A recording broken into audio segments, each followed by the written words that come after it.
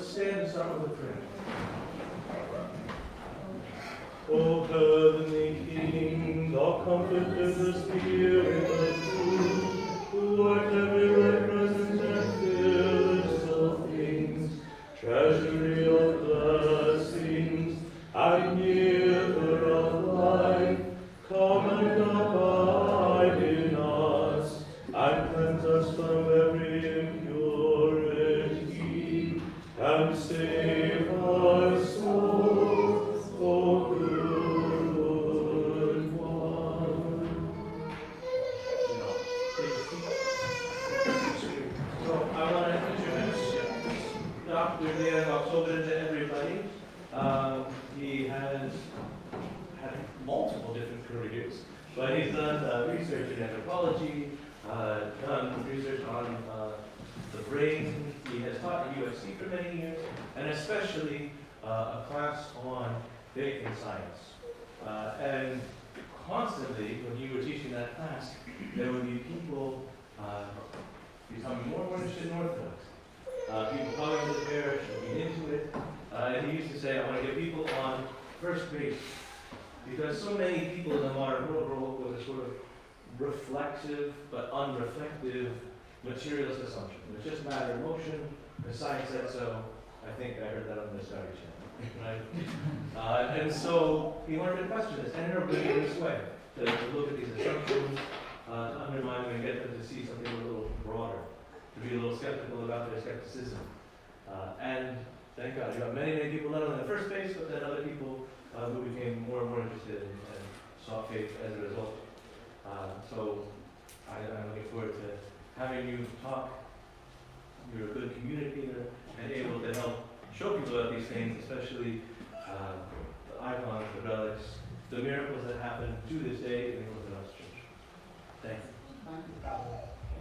Can you hear me in the back? Yes. My voice doesn't carry, so I need this technology to help. Okay, so this is part one. I actually done a three-part series. Part two would be about holy elements and saints of the modern age, and part three would be the Holy Fire in Jerusalem. I definitely want to do that one during Lent because it's going to happen every year. All right, so before I get to the actual icons, I have a little bit of an introduction because of the age we live in. And some people come to this with a certain mindset. So this is very brief, but it has to be covered first. So, modernity. What is modernity? When did it begin? It's a good question. We can debate it, but certainly the Enlightenment was a central feature. And Max Weber, probably the most famous sociologist of the last century, and he described modernity as a disenchantment of the world. Disenchantment meaning we're taking everything sacred out of the world.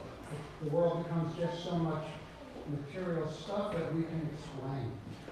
The mystery is gone.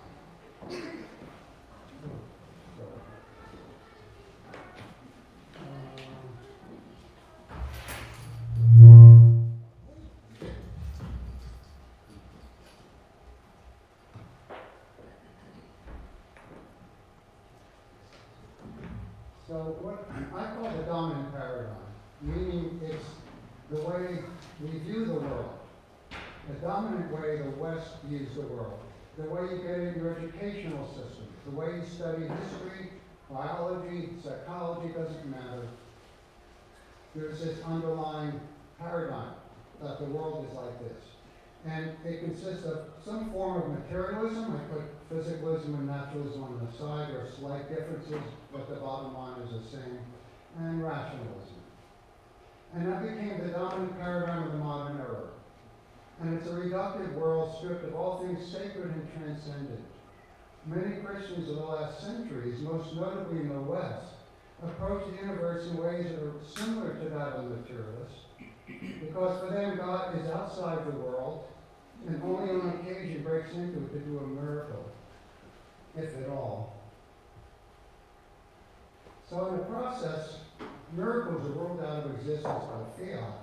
Thomas Jefferson, if you're not familiar with it, very well known, he wrote his own New Testament in 3 days, I believe, by simply getting rid of all the miracles. This was the type of rationalism that was very popular at that time period. The cosmos became what's called a closed system of natural causes.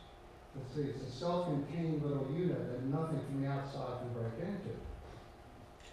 So that made intervention by God, if there was one, a violation of natural laws. So miracles now, if they occur, are viewed as some kind of violation of natural laws. Of course, the word law is a legal term. But what really is simply a repeated observation of nature. Nature for many modern era Christians is not much different than it is for the materialists, because for them it's just so much stuff, right, to be exploited. The modern era made nature an autonomous and mindless machine. The mechanical model of Isaac Newton was a convenience, that is, he did this approach as a way to conveniently study the cosmos.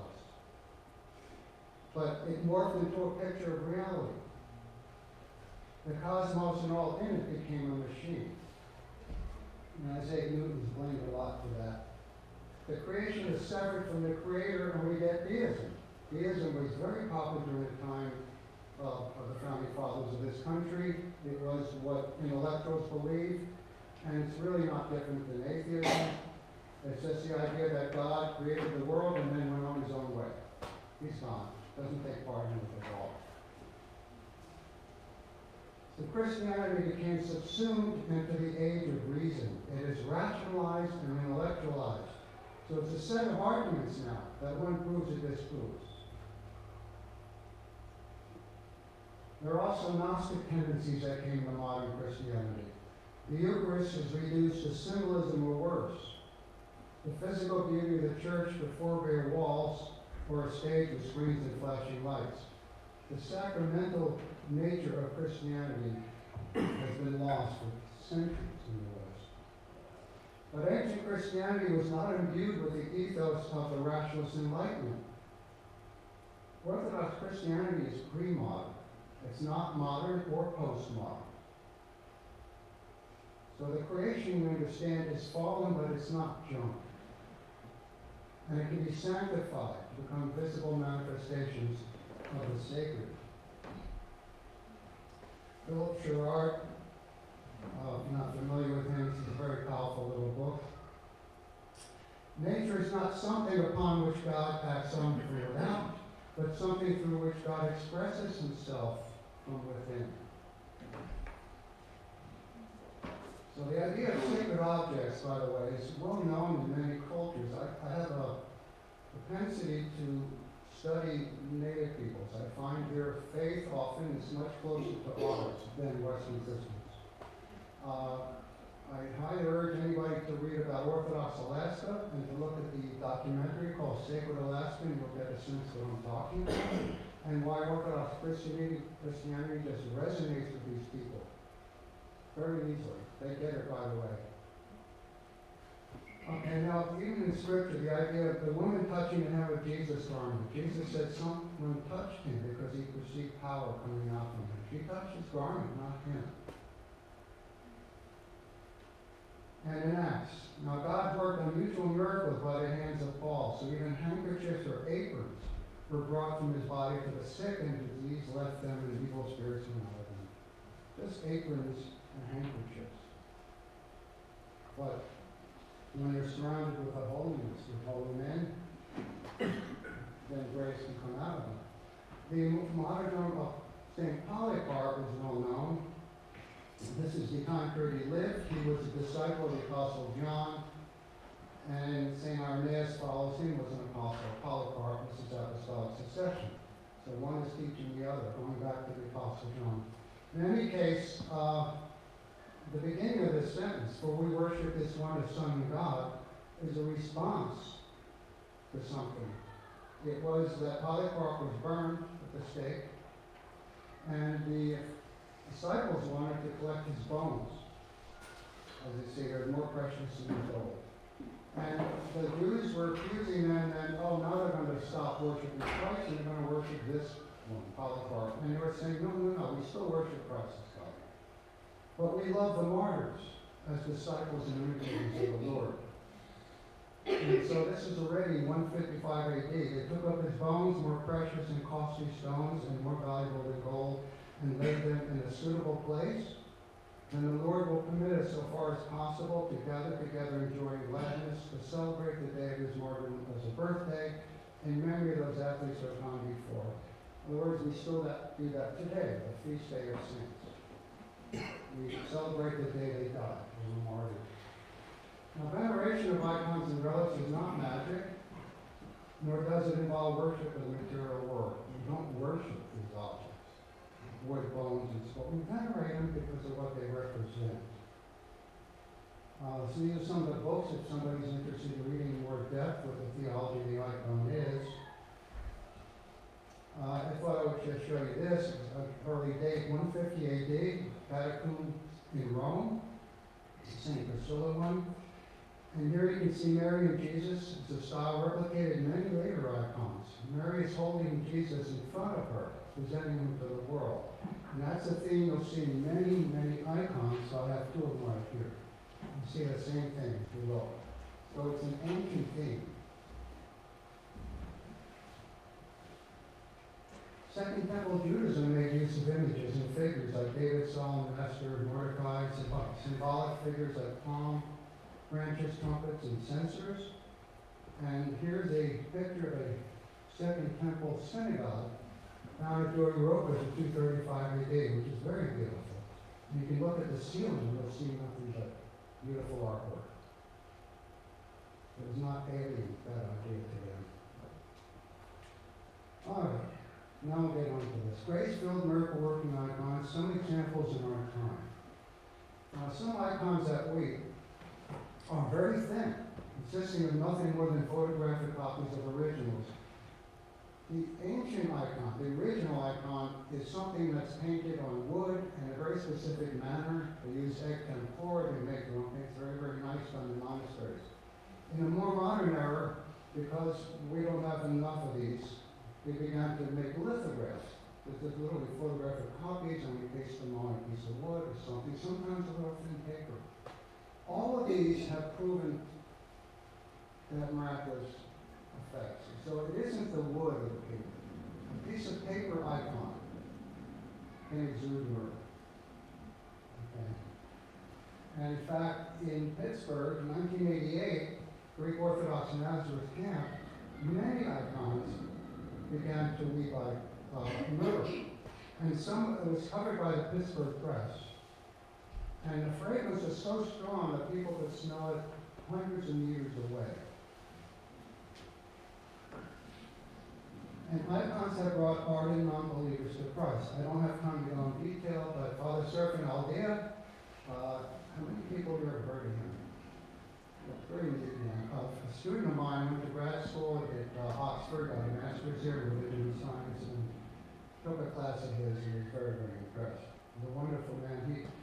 He originally is Romanian. He loved art, especially Kandinsky. And he had an art scholarship to go to Moscow. This is quite a while ago. And on his last day, he decided to go to the museum to see the Vladimir icon because people were going to ask him. He wasn't interested in going. He said, I know icons. I have many of them in here. but people will ask you. So there's this famous icon to the right, which is in the museum. And he went to see it, he stood in front of it, and he said, that's it, his life changed. He was going to be an economist, he had a girlfriend. From that point on, he knew it's over. He's going to be a monk. And to this day, he carries a little copy of that icon with him. More dramatic fashion is Father Lazarus of Anthony. How many people have heard of him? I spent a lot of time with him. He was an atheist professor in Australia. And there were interviews with him, and he has a whole series of arguments against religion. Very powerful ones. One after another. And it's funny to hear him talking because he's dressed like this in a cave in Egypt, but something is wrong here. Well, what changed? Well, it was a miracle working icon of that Theotokos. His mother died, he was lonely. He had read a book by Thomas Merton, and he agreed with his left-wing politics. He saw he was a monk, so maybe, long story, he ends up at this Serbian Orthodox monastery in Australia. They have a miracle-working icon of Theotokos. He does the metanoia, he bows down to it, he thinks it's very odd to do that. Nobody in Australia does these things. Long story short, Mary comes out of the icon, looks him in the face and says, I shall be your mother. He was crying at that time. And he said she was so sweet, so kind, so wise. He knew it in an instant. And she faded back in the icon. And that was it. He never went back to the university as a partner. He's ended up as a monk there. He has seen Mary a number of times since. So it was that icon. No, he had a bunch of arguments. They all just went away with that. Now I'm going to talk about 5 icons. And they're all in America. So you see we're not left out of the picture. First one is really neat. Miracle icon, Taylor, Pennsylvania. It's a Carpatho-Russian Orthodox church. This is a picture of it. These are small little icons, about the size of what we have here. Over the past 3 years, these miracles have happened again and again, with people finding healing from prostate cancer, liver cancer, throat cancer, lung cancer, brain lymphoma, and almost every other form of cancer. There's even one oncologist who now, along with his medical treatment, directs his patients to visit his church and get anointed by the oil. The cancer center there is Sloan Kettering, so it's not a known place. Now, some of the miracles, I'm going to go over a few of the miracles of this icon, which are truly amazing. On Monday night, Father Mark has an instruction class on this in icons. And when they were there one time, a man just fell down dead. He had a massive heart attack. There were 2 nurses in attendance. They went over to him, they basically said he's dead. They called 911. Meanwhile, the choir started singing hymns. Father Mark came over with the icon, went over his chest, dropped the oil drop on his chest, and the man suddenly took a deep breath in, woke up, said a prayer to Mary, and he's not Orthodox. And then he said, I'm fine. When ambulance came, he didn't want to go. They took him, he was fine.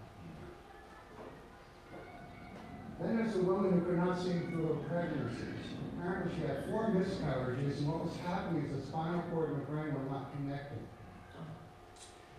So before she got pregnant again, she got anointed by the oil from this icon, that was leaking from this icon. And then she went to the hospital, and they saw in an x-ray a light that was connecting the brain and the spinal cord. And the doctors and nurses said they had never seen anything like that before. And she was born with a healthy baby. This one's very interesting. On Monday, as I said, these had classes on this, and there was a man standing there who was always looking very angry. And one day he got up and shouted, these icons are an affront to Allah, who was Muslim. They're idolatry. He was very angry. On Wednesday, they do the service because they bring the icon out and they venerate it. And he got in line to venerate this icon. And people were nervous to take care of the icon because there are people who tried to vomit on it, somebody tried to stab it with a knife. You never know how people are going to react. So they watched him closely. He went up to the icon, he landed his two hands like this on it. And some people say like they didn't know how long he was there, like time stopped. Very tense. Tears started forming in his eyes. He got up, he was crying. He went, there was like we have sand, place that we have sand and we have candles there. Some churches like the one we had in San Diego have a big sandbox for candles. He went there and wrote something in Arabic. The priest couldn't read it. So he had somebody come over and find out what he had written because he could have been terrible. He didn't know. He wrote, Jesus is God and Mary is his mother. 3 months he was baptized Orthodox Christian. Now, a few days later, he came back to see Father Mark and explained what happened. While he had intended to spit on the icon, he said. But while he was there, Mary came out of the icon and held his heart in her hand and healed it. He had heart damage. And it was healed after that. So, yeah. Some of these accounts are pretty amazing. This is about a young boy who was rushed to the hospital with 105-degree temperature. They were unable to break it at this point. His grandmother was with him, and his grandmother had a cotton ball. I brought some here. I wanted to show you. You know these cotton balls that people have anointed with oils, if you know them. So she had one from the icon here, but it had dried up. Typically happens. And in any case, she anointed with him in anyway, and his temperature began to drop. Next morning, when she took it out, that cotton ball was now soaked with myrrh and in a heart, shape of a heart. And so I thought I would expound on that a little bit, the idea of regenerating holy oil. So, something a little closer to home. First I'll talk about St. Demetrius, because he's a relic, not an icon. St. Demetrius, the patron saint of Thessaloniki, was martyred in 306 AD, very popular. And he's known for exuding myrrh. His bones exude the same kind of fragrant myrrh that comes out of icons. Sometimes more, sometimes less. In 1987, so much myrrh exuded that it was overflowing. It was described as 2 buckets of oil down the side of the reliquary. The fragrance was so strong that people walking outside the church, it's a very good church, could smell it. Now, I have a friend in Greece, I was just talking to somebody about, named Dimitri. He's now on the right, Father Amphilochius. A very special person. I'll talk more about him when I talk about all the elders. He grew up knowing St. Paisius. He lives 5 minutes from the gravesite. He is actually the answer of a prayer from St. Paisius. A very sweet, kind, wonderful man, very intelligent. He is a doctoral candidate in neuropsychology in England, who worked in London in neuropsychology, has a second master's degree in neuroscience. He's also a priest, degree in theology, and a monk. Anyway, when you still layman Dimitri to the left there, of the 2 figures, the one on the left is Dimitri. He lives about 20 minutes from the church I was telling you about, and of course Dimitri is his patron saint.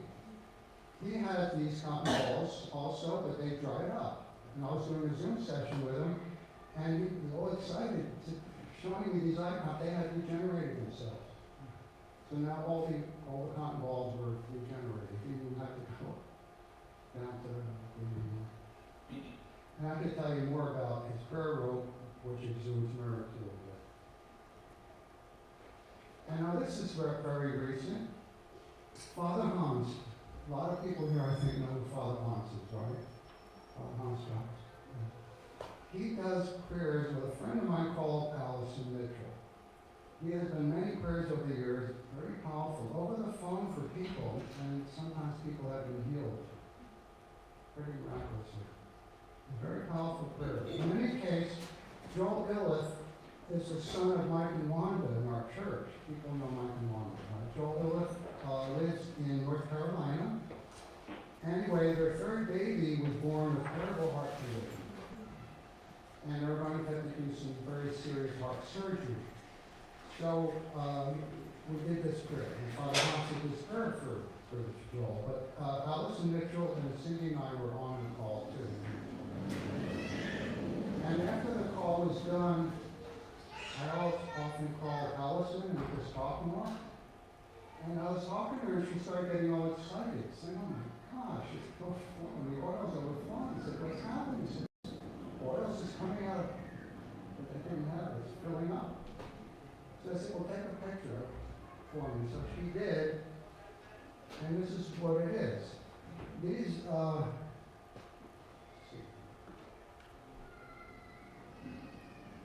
right there was no oil there. She had sent me cotton swabs before. All this oil was not there when it first began. These were low like this, and the oil was filling up in those jars. And the surgery, by the way, was successful. All right, the Y icon, the next one. This is very famous too. It's based first, I'm sorry? The Iberon icon. Okay. Anathos is the original. There's a long history to this. Jose Munez, who was a lay monastic from Chile, became Orthodox. He went to Anathos, he got a copy of this icon. It's a long, long story. I don't have time to get into it. He's a wonderful man himself. This icon began to weep. He took it around the world. He ended up being murdered mysteriously in Athens. The icon disappeared. I don't think the case was ever solved. He was tortured and murdered. And about 10 years after his death, the one in Hawaii, which is a copy, $20, just a copy, lithograph copy, began to weep in the house of the then Deacon Nectarius, who I interviewed for the book. Before I go on, I just want to say, just a few months ago, in our church here, in the bookstore, there was a man visiting our church, and he was healed miraculously in Hawaii by the oil from this icon. He had a hand problem, long story, but they weren't able to do very much about to do surgery on his finger, cutting it off. This oil. Now, I did the interview with Father Nectarius. At that time, he was just a reader. He said he was explaining what they did. When it began to weep, when they brought it to the church, it's a Roper church. The church was very careful about it. They took it to San Francisco. So they wanted to remove it from where it's located in case that has something to do with it. He didn't see the icon for 6 months. He thinks they x-rayed it. They did measurements on the oil, which they can continue to do that. One of the things, the chemist who does measurements told the reader can't explain how the percentages in ingredients change all the time. They cannot explain the fragrance either.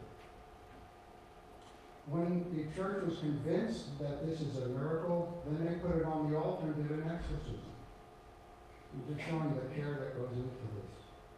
They really test the spirits.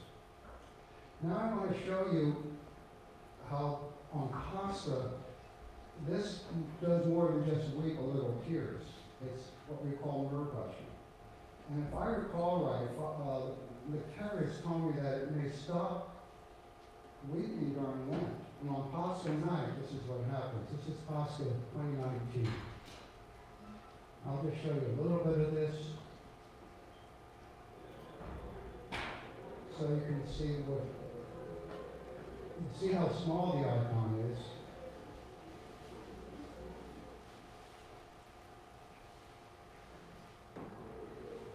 Everything underneath and around the icon, the linen underneath is soaked with myrrh.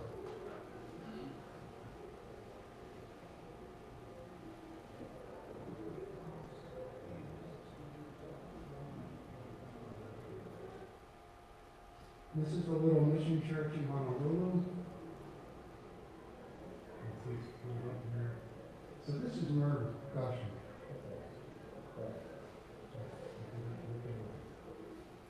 And the next day I'm going to show them twisting some of the oil out of the coffin. But I just want to to show you, for those who don't know where the cotton balls come from, here he's taking, okay, hold on a second. Anyway, they'll rip little pieces of cotton and give it to people. And this is where people get these cotton balls soaked with that oil. This is Pascha 2020, the following year, and I just want to show you how much oil is coming out just of that bit of cotton.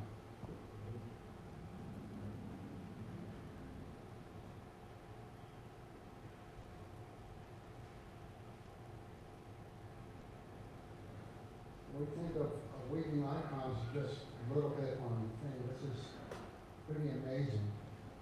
This has been weeping at least, I think, in 2008. Father also told me that it changes color sometimes. Sometimes it's honey color, sometimes reddish. It changes fragrance. This is not something that we control at all.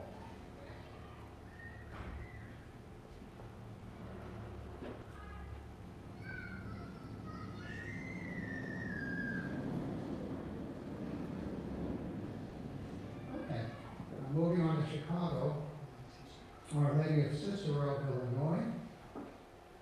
So we've had a Carpatho-Russian one, we had a Roquefort church, and this is a Palestinian church. Tens of thousands have made pilgrimages to the church to pray before the miraculous weeping icon, Our Lady of Cicero. Father Nicholas believes the icon is a message from God. He says, ours is an Orthodox congregation. I'm a Palestinian.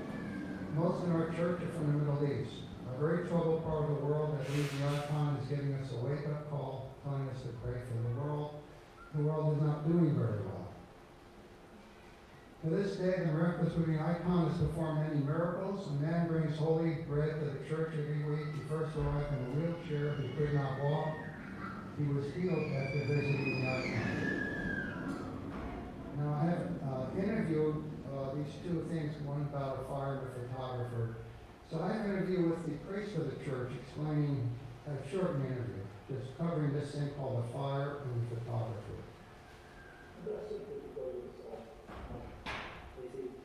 And once when this miracle occurred, thousands of people were coming to your church. It was a big thing in national news. I think Fox News was Yes, Fox News, CNN, ABC, NBC, CBS, everybody was here. So I can ask this question, obviously not as a believer because I am Orthodox myself and I believe, but for maybe somebody who is watching this video and doesn't know anything about Orthodox faith is gonna say that can't be a thing, you know, just an icon crying. What are the possibilities of any kind of, I don't know how to call it, kind of thing going on with Nothing. As a matter of fact, this miracle has two miracles in one almost one. Also, this church was on fire. If they don't believe the tears, they have to believe also that this church, when it went on fire, and we lost everything here, the only survivor of that fire was this icon and the gospel book of the ark. So the whole church put it down. Everything burned down. Everything here is new. If you look at the icons, all these icons are new. These icons came in 1999. Except that icon, and as a matter of fact, even the chief of police, I remember, from Cicero, the chief of the fire department from Cicero, came out carrying the icon, and he said, if anybody does not believe of the miracle that happened here is the survival of this. Not only did not burn, but if you look at this icon wasn't touched. Not even a bubble on the paint, not even the heat from all the heat. Nothing happened. This painting was almost like outside of the building. And did not have the glass either. So it's not, you can say, well, the glass protected the icon. This glass was installed after the fire. After the fire. And I heard about another thing that happened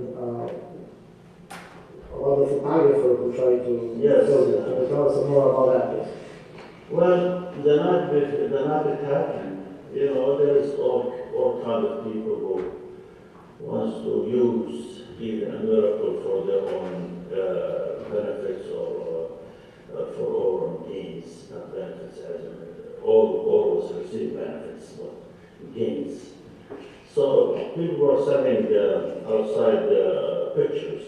They start coming here, taking pictures of the item, go to Walmart on the street, come back here with the pictures and sell them to the people. Not all people, some people from the street here. And finally I said, I knew that a lot of people were going to come to the church and say, Father, can I have a picture of it?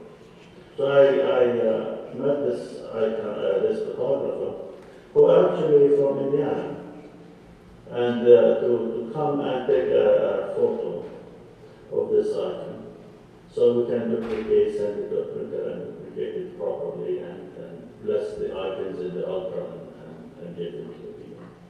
Well, this man came, and actually he took many frames of his picture. I mean, he took picture after picture after picture. Then he left. There was nobody here. I asked him to come late at night, so he would not be distracted like us now. So he came and he did that. Then the next day, and he told me he had beautiful pictures, pics he took for the site. I said, oh, wow, great, show me. He said, well, I have one problem. I said, what is the problem? He said, I couldn't get any tears on this picture. It's lovely.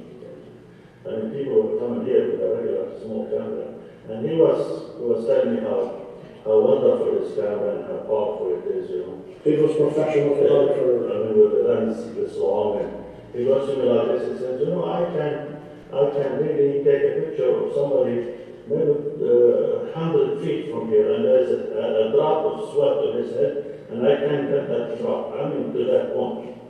So I said, so what happened? He says, I don't know. I said, did you believe in that? Did you believe that something happened? He said to me, no, but now I really do. I said, okay, go take another picture. So he came in and took a picture, and now this is a picture actually we're using to give the people. It's amazing. I have hundreds. So, in Chicago also, is this one St. Nicholas Albanian Orthodox Church. These are all different brothers Orthodox Church. This is Our Lady of Chicago. And this actually went before the Cicero did. Occurred in 1986. It was a feast day for that church. And it was covered by the New York Times, Chicago Tribune, Washington Post, United Press International, and Associated Press. Here's the icon. And I believe, speaking of Curtis yesterday, he's been to both of these churches, and he has a copy of a photo of this icon. It's on the readers on the organ and people want to venerate it afterwards. Yeah. Okay. The following description is taken from an audio account presented by Father Petrides on Ancient Faith. He talked to the priest of the church, Father Philip, explained that there were two separate scientific analyses done on the substance, including one by the Smithsonian. He says that one found that the substance was the same as myrrh, and the other that was like human tears. Both said they could not explain that even under the microscope, the tears continued to regenerate themselves in an inexplicable manner. And I talked earlier about regeneration. Father Phillips said he researched weeping icons and found there were some 200 weeping icons around going on in the world, which is to indicate that such things are not, they're far from rare. At first it wept continuously, then it would weep only during the Divine Liturgy or Paraclesis to the Mother of God. That's something that's typical too. Some of these icons will not weep, and then if you do an epithet to the Mother of God or something, if it's an icon of the Mother of God, it will begin to weep. Father Petrides visited the church in 1992. He describes that whereas it ceased to weep, the marks of the tears are still there and the fragrance remained. And apparently many miracles were done through the intercession of that icon. Finally, in my own place, I grew up in Long Island. There were 3 weeping icons in Hempstead, Long Island, New York. And these icons belong to people. Just like Father Nick Harris was one icon in his house. These belong to parishioners. And this was quite a big event. It took place in 1960. Newsday, if you live in Long Island, everybody knows Newsday. It's the newspaper of Newsday. It had a circulation of at least 1 million. And in 1990, the newspaper named this event one of the most significant events of the last 50 years. When Richard Nixon was vice president, he invited Father Papadeus to the house to tell him about the icon. Originally, Senator Keating was a very powerful known senator at the time, invited Father Papadeus to Washington, and then Vice President Nixon heard about it and wanted to talk to him as well. So the point is, these things aren't done, they're not hidden under the belt. They're public. They've been tested, some have been x-rayed, they're not hidden. And this is some quotes from the book that Father wrote 40 years afterwards. I have to be convinced I was skeptical, said Newsday reporter Jim Hadrian, who wrote a first-person account for the paper after a priest allowed him to take a lithograph from its frame and examine it. Miracle is a pretty strong word, but I don't see what else it could have been. To pacify doubters, reporters, and unbelievers, a second icon was removed from its frame to see where the tears were emanating. There was no source of tears and moisture on the back. A major New York paper called and asked to have the tears analyzed at a New York State laboratory. The result showed the tears were of an oily nature which couldn't be classified among the known elements. So, probably not Western oil. The 2 reporters and 2 photographers that covered the events for Newsday, Jim Hayden, Bill Butler, Nightingale, and Morseman, who started out in a skeptical frame of mind, but later changed their opinions. They interviewed a number of scientists and experts, such as President of the National Chapter of the State Society of Professional Engineers, the Chair of Boston University's Fine Arts Department, the Chair of the Physics Department, a leading expert on the preservation of paintings, and the Chair of Chemistry Department at Hofstra. That's University of Long Island. None offered an explanation. The only suggestions were moisture, but that was said with hesitancy and later retracted by Dr. Lutz, Chair of the Chemistry Department. So in summary, what I showed was only a tiny example of what is out there in the Orthodox world. They represent the sanctification of the world that was never lost in our church. It also demonstrates intersubjective empirical facts of existence that need to be acknowledged. That there is to be an honest assessment of what we call reality. And the worldview that excludes them is false or incomplete at best. And that's it. Okay. Questions? I know.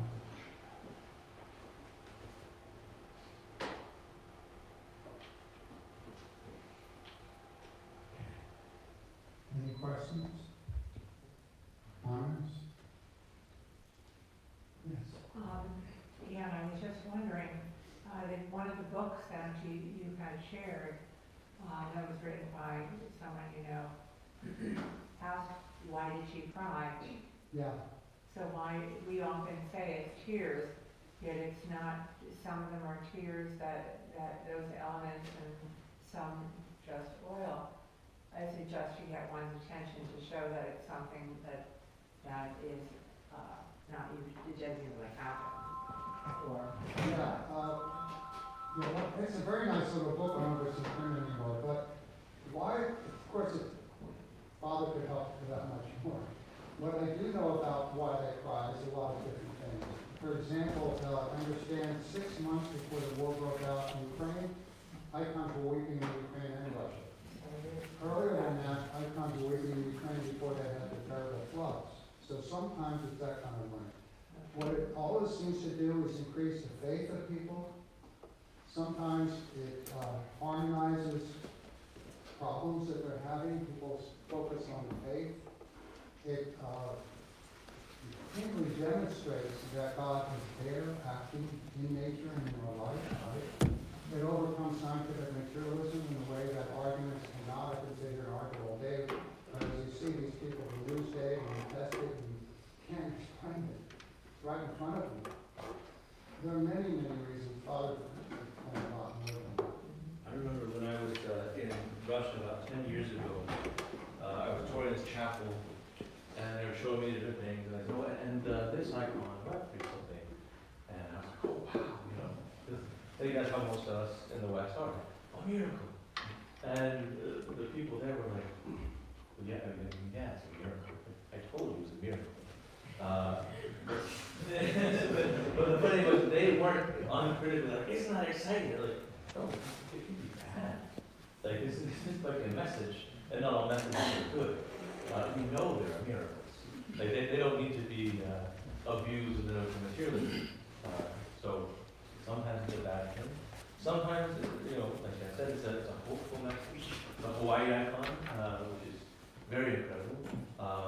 It started, Kashmir, right around the time of the reunion of Rokor and the Moscow Patriarchate. And there were many people who were very skeptical about this. There were some people in Rokor who thought there was no grace in the Moscow Patriarchate. And so this was a pretty powerful demonstration that there is indeed grace here. So that was another instance. And that particular icon stopped speaking during food. You know, so it's not exactly like tears. That's her way of mourning the sun, so to speak. And then on Pascha, was an incredible announcement. And just recently, I was talking to a monk from Jordanville, who said their abbot, Bishop Luke, told him there was this woman with a very, very difficult, very dangerous, high-risk pregnancy. I think at the parish where the icon is in Hawaii. And so she went to Father Nikias, the guardian of the icon. She told him, I need you to come with me. And he brought her in, and if you've seen videos, you know, they open up, and you can see where there's all the cotton balls, and they just soak up so much myrrh. And she took some out, and he said, eat this. And she did. And the pregnancy became much healthier. She gave birth to the baby, and the baby was born with cotton in his hand, which is not how bodies work at all. You know, but it's a powerful indication of the intercession of the Lord through them. Yeah, I think, as I said, that many materialists, have been brought to Christ through miracle working icons. That they can do things that I couldn't do arguing rationally, but they go inside the heart. Yeah, and they love it because we live in this rationalistic age. We want to know everything. We think we understand everything, and then something like that happens, and we're just like, there. And in fact, in the Carpatho Russian case, the Taylor icon, the bishop of that church, who was a physiologist, published how many papers in physiology, he was a scientist, said he sat in front of it and watched it wait for an hour and cried. He just started to cry because his rational mind couldn't understand it. How can these kind of substances come out of a piece of paper put on there that doesn't belong there, and themselves can't be explained under a microscope? They do the job in under a microscope. But you're watching it. I think it's very good for humility, for taking away that rationalist approach we have. I think we understand God and everything about Him. So many different things. I'm getting old, I forget. But they have done so many different, and it said sometimes it's a warning. Shape up. God really is here. He's crying because of the way we're acting. Yes. And if I could just, if you look at the Nativity, with the wise men coming and giving frankincense and myrrh, it's a gift. So now I'm understanding that this is a gift to us. And one thing that struck me too is you notice it's often not the same material when they put it under a microscope. Like the one there One, the Smithsonian found one was human tears, the other was myrrh. Other times, where it's an oily substance, unknown origin, et cetera, that keeps us off our toes. We can't. Deacon Terrace told me, we use the word myrrh, but it's not literally myrrh. It's meaning it's a biblical substance. Okay, it's not literally myrrh. And the fragrance of roses that it gives off, I mean, somebody's my friend Allison Mitchell.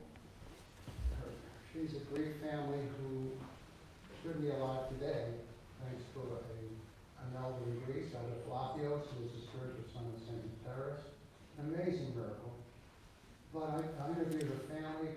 It's part, they live this. Just they almost expect it. She's the one that showed you the oil was good for generating. I interviewed her mother, her sister, her cousin was a nurse condition.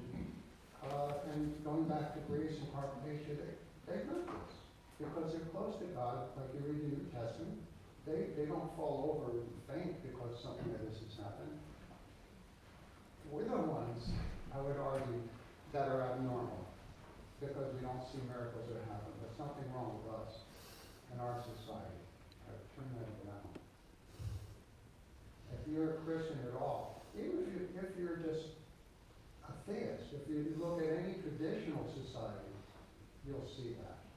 That's why Native Americans would understand a miracle, because they have respect for the Great Spirit for the world. But our rationalism has moved us so far away from it that we're astounded by things like this. It's funny talking to Allison's family because, you know, she had a member that was healed of blindness by St. Paraskev in Greece. Blindness. She never got in the Testament, not for real. They had a church built for the saint. But that's what goes on. Dan, Yeah. No? so I noticed in the past with a lot of Protestant churches, when something is thought to be a miracle, there's usually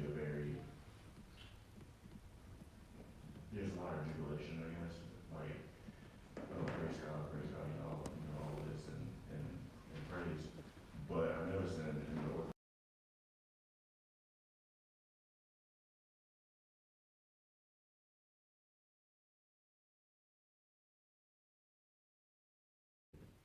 when I use the wrong word, muted response, where it's kind of like wait and see. And I was wondering, and maybe Father could probably answer this better, but I wonder, is there like a protocol with priests, with bishops, where when a miracle occurs, is it kind of like a wait and see if this is a good thing? Or is it, I always see them very calm, and I guess it's because they're more used to seeing miracles than the rest of us are. Well, and we have to be careful because sometimes we just might misinterpret something. Sometimes there are charlatans. Sometimes it's spiritual, but there are spirits and spirits, right? And St. Paul says the devil transforms himself into an angel of light. And of course, there are things that are spiritual and from God. And so that's a lot of different possibilities. And so, sobriety, vigilance, this is characteristic of the Orthodox approach to such things. We want to be careful and not, immediately interpret a certain way. For instance, people go to an elder, and then they tell a story, and someone says, "Oh, I heard Elder so-and-so said such and such." And my spiritual mother, the monastery where I grew up, she would always say, "Did he say that to you? Who did he say it to? And in what context?"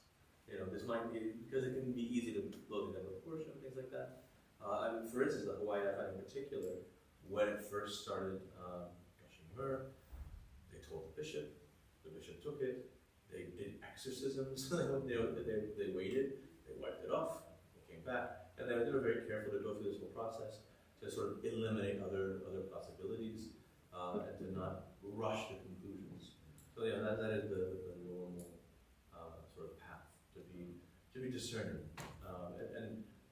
If you read Luke's Gospel, when Zechariah talks to Gabriel, it's doubt.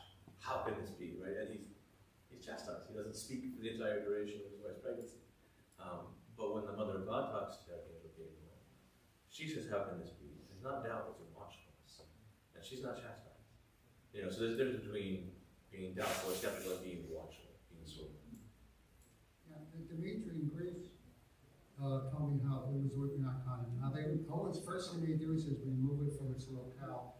In case moisture or something about the environment is causing it, so they remove it right away. And they do test on it. And of course he has tremendous faith. And to show you how normal, quote, life is with them, Allison's talking to Dimitri's mother, and yeah, she said sometimes she'll go in his room and there'll be myrrh on his pillow. And when I was interviewing him for the book about something that happened in Florida, there was a 23-year-old named Dylan, who was a parishioner of Father Hans's church in Florida, who was in a terrible car accident. Ruptured carotid artery, was in ER, and the doctor was basically saying 95% chance he's not going to make it. And it's kind of a long story how Father Hans got to know Dimitri then, but Dimitri had a photograph of St. Paisius Saint and had it put next to the bedside. But anyway, and he started to turn around the patient. When I interviewed Dylan, he was called a miracle patient, literally. But the funny thing, it's so natural for them. So I was talking to Dimitri and he said, well, how did you know Paisius got involved? Which, by the way, what he did, he had a big photograph of Paisius behind him, because I said he grew up knowing him, his grandfather. So he turned around to the picture and said, oh, get your walking stick and go to America and help my friend Dylan. He's a good man. And so it's just so natural for them. And then I asked him, again, very natural, well, how did you know that Paisius? Oh, he said, because my prayer rope exuded myrrh. I said, well, of course. Mine does all the time. You see the difference between how we live. It's very natural. And if you think about it, if there is a God, and you read the New Testament, it should be so unnatural. But the Enlightened Age especially has separated the creation we call nature from supernature. Separated. Supernature is out there somewhere. And nature is just stuff. So we have the supernatural nature, and eventually when you believe in the supernatural, you just kick that all together, you're just left with nature. But I would argue we're the ones that really paid the price for that.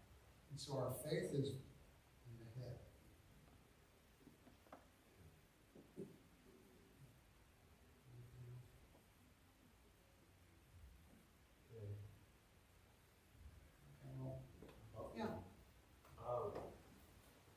I've seen the Iron icon 3 or 4 times, but the last time I was actually very close to it was in a Serbian. So they always give me a Serbian church because Father Blaško's godson is the actual bishop. So guess who gets the icon all the time? And I was watching it through 2 hours service or whatever it is, about 2 hours service, and Saturday morning. And what came out of that box, as you know, I've got chemistry background, I'm an engineer, and I just kept looking like there's no way it's coming out of that one piece of paper, there's no backing on it, there's just, it literally is impossible.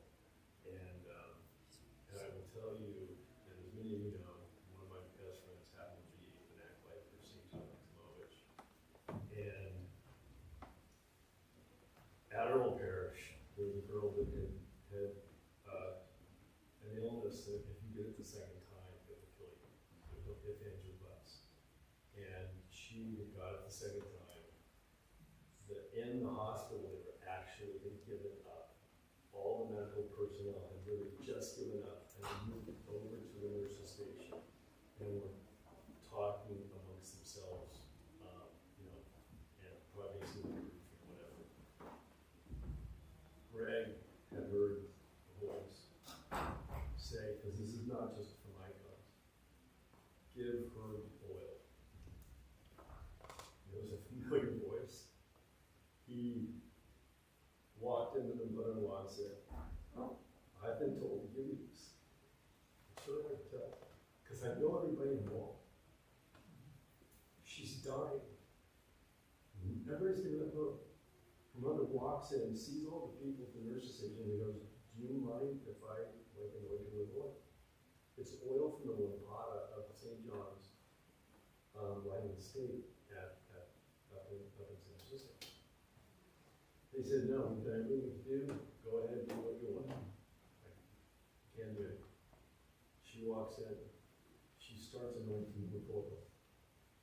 In just the same places the Father anoints us with oil. She doesn't even get like halfway through before all the personnel from the hospital come running in, going, what the heck are you doing? What's going on here? And she was scared, Carolyn was scared, because I'm just anointing you with oil. What, is something wrong? Never heard it? She goes, no, her vitals are coming back. And her father-in-law is a hard-hitting attorney. We had him there one night and I said, come on, Jim, what do you think you're going to tell me upset about this? And he just kind of looked at me and said, I don't know if it's a miracle, but something happened. And from that point, and this happened like, in a pretty small parish. And What icon was it? I'm sorry? Which icon was it? The icon was the Admiral icon that I saw just gushing and gushing, because he kept, it would always come to, with Theophany, which is the church right by Orange County Airport. But, this other one, it was literally pot oil that my friend Greg had, and St. John told me to take it to this oil. Now, it's in my book, but I won't shoot my book anyway till it's on. But Allison Mitchell that I mentioned from Grace, her family, she was in a terrible, at age 17, her and her sister were in a terrible automobile accident in Detroit. Her sister had her face taken off. Allison had her left carotid artery, she was a left carotid artery ruptured completely. She was in ICU and talking to her grandfather, he looked really grave. He was still awake, and suddenly it just burst and she went out.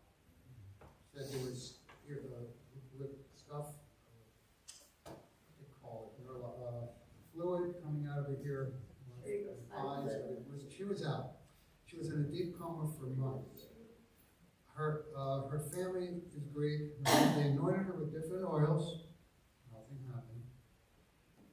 But their uncle lived in Paros, Greece, in the island, and took care of a modern-day elder named Philathios, who was the spiritual son of Saint Macarius.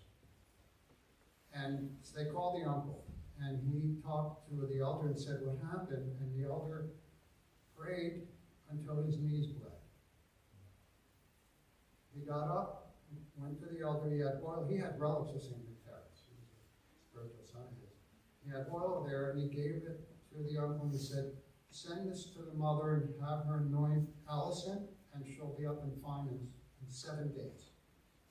And he said, a miracle has happened. And they did.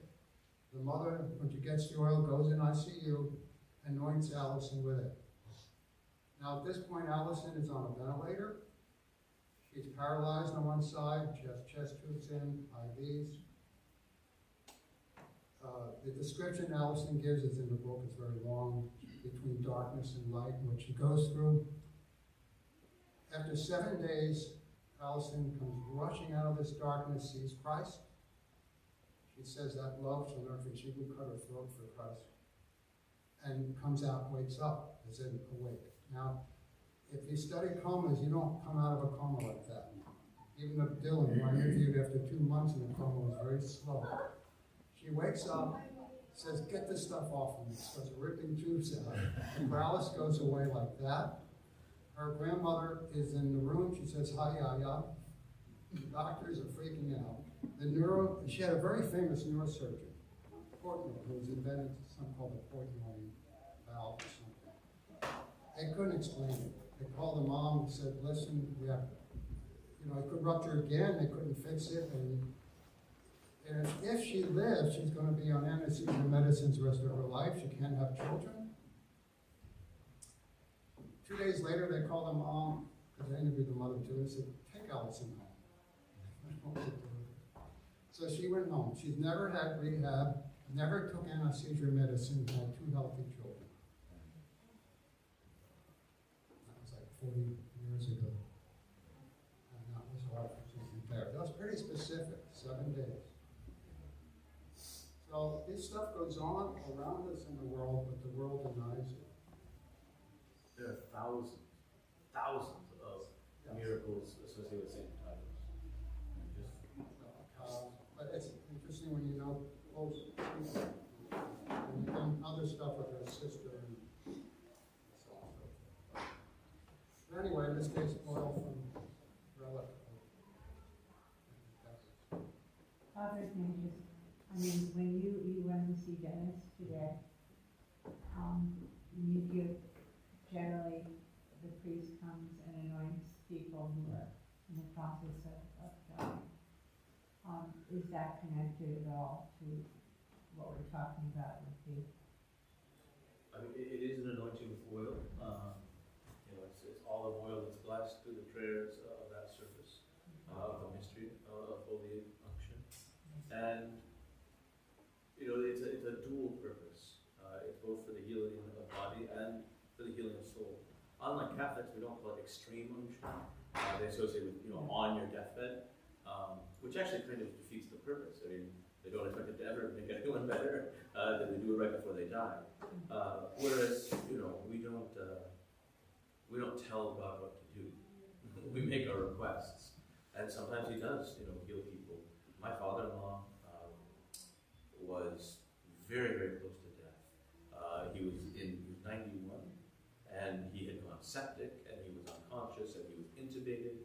And we did the unction service and anointed him, and he recovered enough that he could make confession, and he lived a few more months, and was able to meet his end much better prepared.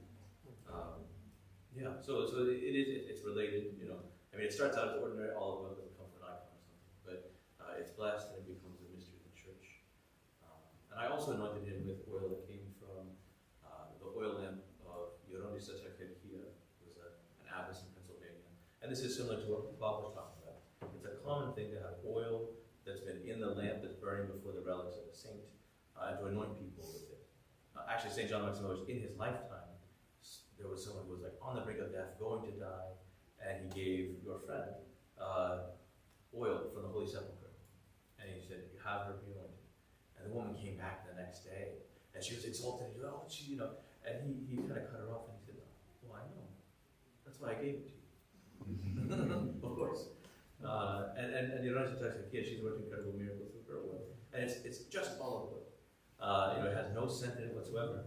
But one time, the mother of one of the nuns in Pennsylvania, her stomach lining was just gone. One of the physicians said it looked like someone took steel wool to your stomach line. It's just, we need surgery, as soon as possible. So she was supposed to come in the next day, but that night she opened this little bottle of oil, and her husband was in another room, and he said, "What's that smell?" Because the whole house smelled like roses, and she drank some of it. And the next day she went in, and they were about to take her in to the surgery. She said, "No, I want another scan." And they said, "Ma'am, you're gonna die. We've got to." She said, "No, I won't accept the surgery unless you do another scan." And so they did, and they said, "Wow, you're fine. Your stomach, you look like a teenager." So it was an incredible thing. And not everybody's healed. If everybody had a miracle, they wouldn't be miracles. And everybody does eventually. That's important to keep in mind. And sometimes, I get an example with Allison again. Her Jimmy was her younger brother, and he was mentally, had a 1-year-old mentality. He was 40 years old at the time, got prostate cancer. They took him to the cancer center to get chemo, her and Katina, the nurse clinician.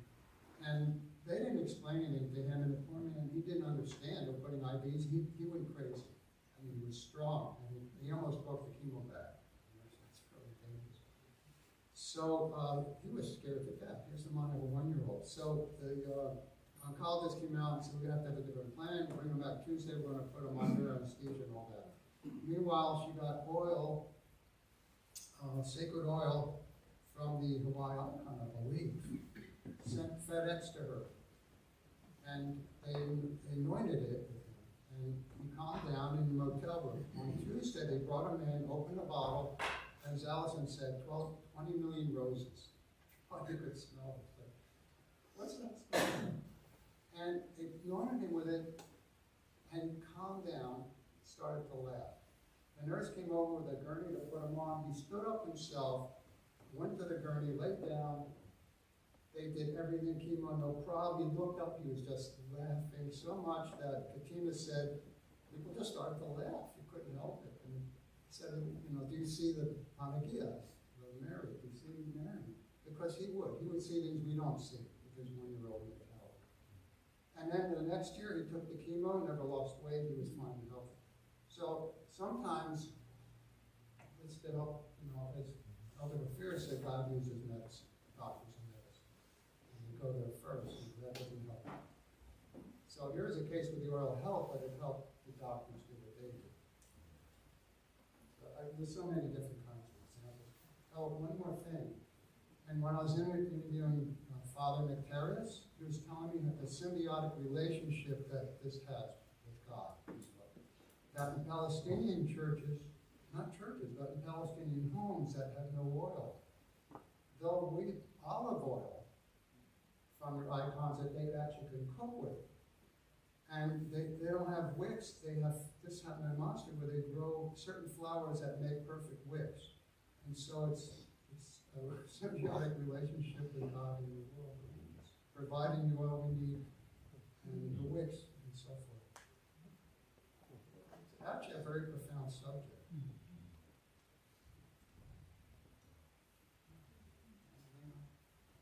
Thank you for coming, by the way.